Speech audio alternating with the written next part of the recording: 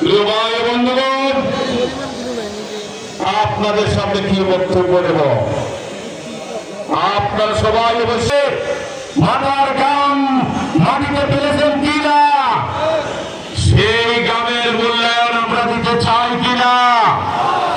তাহলে তুমি কে, আমি কে, বেশি না বিদেশি, বেশি না বিদেশি, ভোট করেছি বরাবর, ভোট করেছি বরাবর।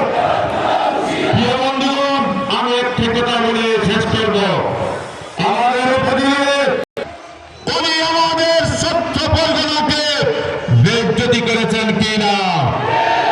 2004 সালে যখন বিআরটিসি আন্দোলন করেছিলেন সত্য পরিকল্পনা, তখন অতি রাতের আধারে সেই বিআরটিসি গাড়িগুলা নিতে চেয়েছিলেন, কিন্তু সৌভাগ্য আমাদের সজাগ এবং আমাদের কৃষিযুক্ত মানুষ যখন খবর পেয়ে সেই গাড়িগুলো আটকে রেখেছেন।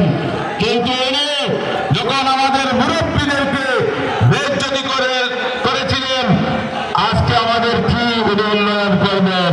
তাই বন্ধুগণ, আমরা আর চাই না, আমরা তুরুলের প্রোপাগান্ডা চাই না, আমরা আমাদের মাটির সন্তানকে চাই। আগামী 12 তারিখ আমরা দল